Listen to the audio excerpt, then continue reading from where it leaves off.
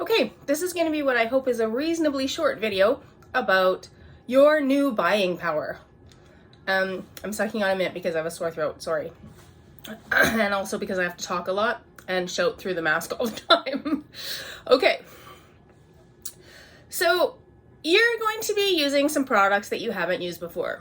Now, probably your parents will be buying them for you, and you won't have a lot of choice in which ones you get to use.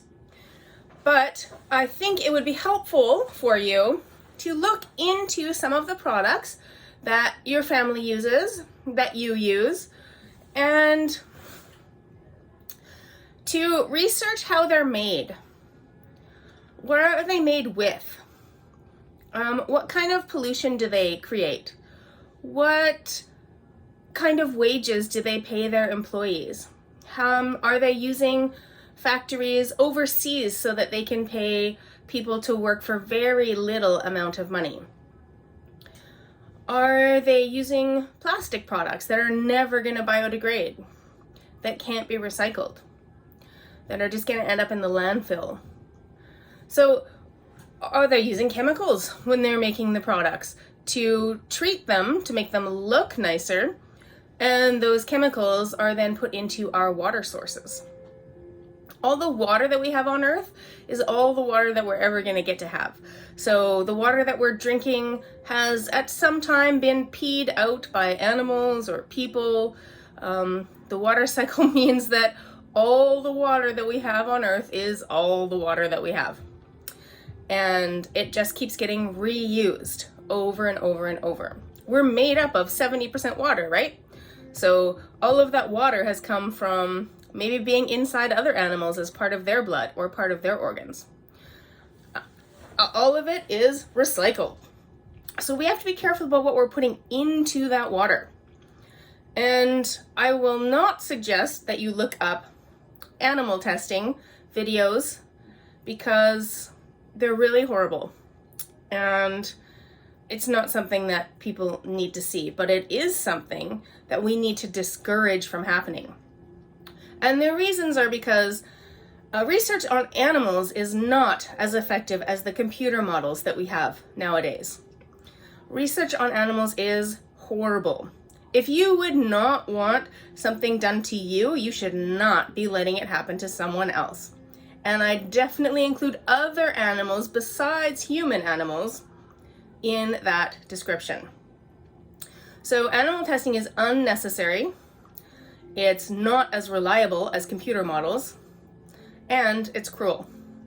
So you can look for an easy way to find products that are made without harming animals is to look for a bunny symbol on the back of it. I wonder if I have some here. We're looking at some different things today that are never tested on animals, so I don't think I have an example of the bunny symbol because these aren't products that we're going to be looking at later that have to be tested on animals. Oh, look at this, the hand sanitizer. Okay, let's look at the back of the hand sanitizer from school. Okay, there you go. Here is a bunny. Not all the bunny symbols look the same, but it would all be a bunny, and what that means is there is no animal testing. Okay, and what it actually says underneath it is cruelty-free. Okay, so if you're looking at the bunny, it says cruelty-free underneath it, although it says it backwards because of how the camera works this way. You don't have to worry about that when you're looking for products, generally speaking, that you're going to be using if you have your period, if you're a girl. You don't usually have to look for that symbol on products like condoms. If you are looking at exploring how to use condoms, how they work, what they feel like, how to put them on, okay, you don't need to look for that symbol because those are also not tested on animals. But when you are looking at all other cosmetic products, and you need to remember that cosmetic products includes deodorant, shampoo, conditioner, shaving cream, moisturizers for your skin, aftershave lotion, colognes, perfumes, body spray. Please don't use that. At least not around me. Okay, so all of those things are considered cosmetics. When you hear about cosmetic animal testing. They're not talking about makeup for girls and boys. Okay, they're not talking about makeup. I mean, makeup is included in it, but they are not only talking about makeup. The soap that you buy for your shower, the soap that you buy for your hands, all of that, laundry detergent, all of that is considered cosmetic. And all of those things, if they do not have that bunny picture on them, it means that that company and that product is tested on animals. Now, some of us think, well, who cares if a bunny rabbit or a puppy or a little mouse gets washed with shampoo? Who cares? That's not what they do with them. They peel off some of their skin and they rub the material into it while they're bleeding to see what kind of reactions they have. They rub them into their eyes and force their eyes held open. Okay, it's not nice animal testing, okay? It's not like giving the bunny a bath to see if the shampoo is okay. So you might want to take a look and see if you have a bunny on those products. It's something that's very important to me. It might not be very important to you, and that's okay. And especially when you don't have any buying power of your own. If you are not working at a job to earn money, then all of the money you have comes from your parents, and they're the ones who get to say what you spend it on, because they have a much better idea of all the other things that they have to spend money on than you do. So that's why you might not be able to make some of those choices for yourself now, but you can think about them for later.